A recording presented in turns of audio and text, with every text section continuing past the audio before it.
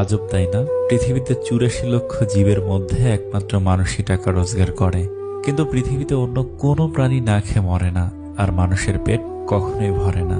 কি অদ্ভুত! কারো সুখ দেখলে খুশির বদলে আফসোস হয়, আর কেউ বিপদে পড়লে সমবেদনার থেকে সমালোচনা বেশি হয়।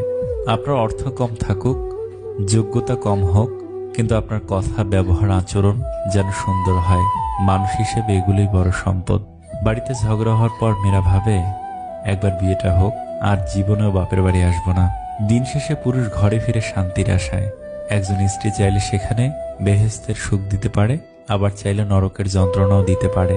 তিনটি জিনিস খুব মূল্যবান: সম্পর্কে সম্মান থাকা দরকার, ভালোবাসতে বিশ্বাস থাকা দরকার, বন্ধুত্বে গুরুত্ব থাকা দরকার।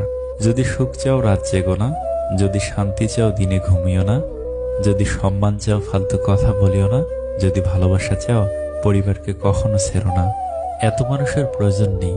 কথা বলে শান্তি লাগবে, মন হালকা হবে, এমন একটা মানুষ থাকা প্রয়োজন।